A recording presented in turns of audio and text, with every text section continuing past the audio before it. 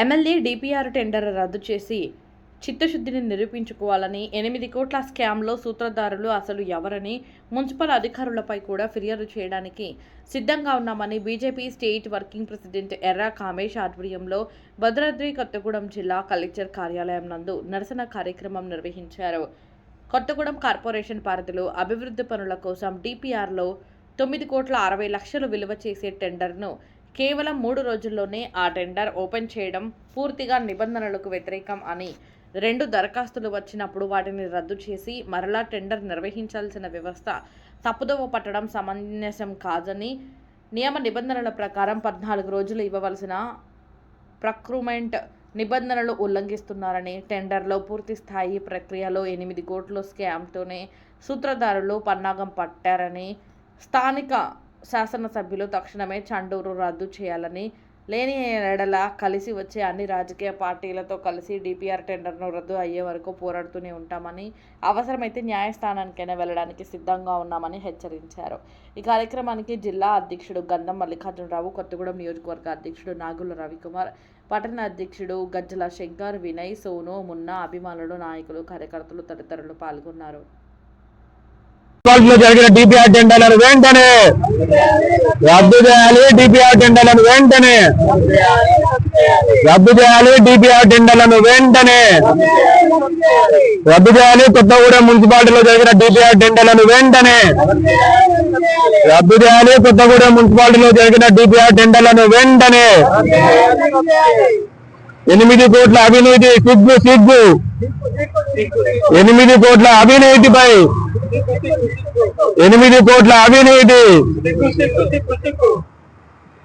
స్పందించాలి. DPR టెండర్లపై MLA వెంటనే స్పందించాలి. డిపిఆర్ టెండర్లపై ఎమ్మెల్యే వెంటనే రద్దు చేయాలి. డిపిఆర్ టెండర్లను వెంటనే రద్దు చేయాలి. డిపిఆర్ టెండర్లను వెంటనే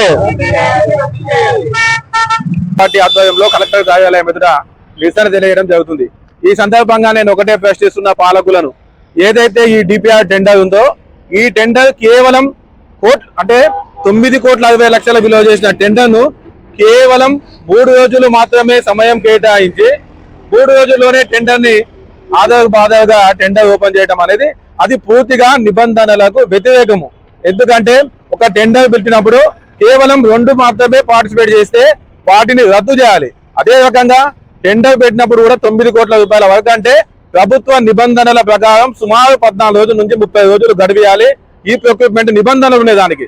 కానీ అవేమి పాటించకుండా ఇక్కడున్న మున్సిపల్ అధికారులు, రాజకీయ నాయకులు, ఏదైతే కాంట్రాక్టర్లు కుమ్మక్కయ్యి కోట్ల రూపాయల ప్రజాధనం అంటే సుమారు 8 కోట్ల రూపాయల దాకా దాంట్లో స్కామ్ జరిగిందని చెప్పి ఆరోపణలు ఉన్నవి.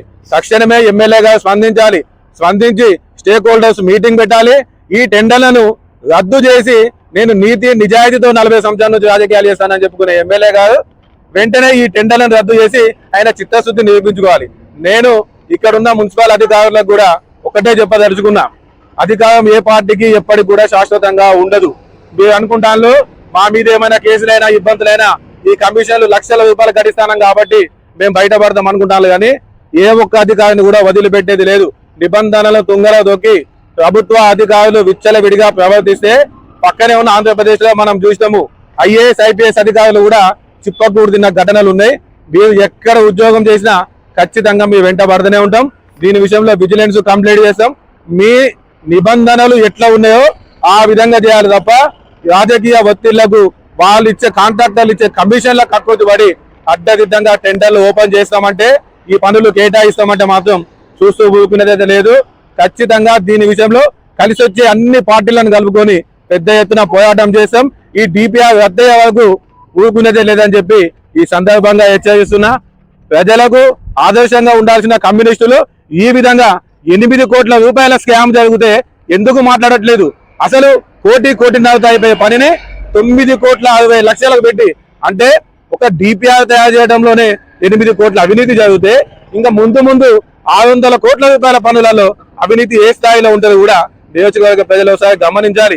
ఎందుకంటే ఎమ్మెల్యే ఇక్కడ కమ్యూనిస్ట్ పార్టీ ఎమ్మెల్యే ఉండి మేము నిజాయితీతో పాలన అందిస్తామని చెప్తున్నాడు. ప్రపంచ బ్యాంకు విధానాలకు వ్యతిరేకం అంటాడు, కార్పొరేట్ శక్తులకు వ్యతిరేకం అని చెప్పుకుంటా ఈ రోజున ప్రపంచ బ్యాంకు నిధులు ఎట్లా తీసుకొస్తాడు? గతంలో శాసనసభ్యులు చేసినప్పుడు ఇక్కడున్న జలగం వెంకటరావు గారు చేసినప్పుడు 44 కోట్లకి రోడ్డెక్కి నానా యాగి చేసిన కుండనేని సాంబశివరావు ఈ రోజున ఏదైతే మళ్ళీ తనే 600 కోట్ల రూపాయల నిధుల కోసం ఏదైతే వెంపల్లాడుతాడో ఇది సరైన విధానం కాదు. ఎందుకంటే 13% వడ్డీ అంటే అసలు కొత్తగూడెం మున్సిపాలిటీకి వచ్చేదే సంవత్సరానికి 12 కోట్ల ఆదాయం అయితే 39 కోట్ల రూపాయల వడ్డీ కట్టడానికే పోతుంది. దానికి కూడా మీరు ప్రజలకు సమాధానం చెప్పాలా. ఖచ్చితంగా ఈ టెండర్లు రద్దే వరకు ఊరుకునే సమస్య లేదు. అధికారులు కూడా ఇప్పటికైనా చేసిన పొరపాటు సరిదిద్దుకొని టెండర్లను రద్దు చేయండి, మళ్ళీ కొత్తగా టెండర్లు పెట్టాలని చెప్పి ఈ సందర్భంగా మేము డిమాండ్ చేస్తున్నాం.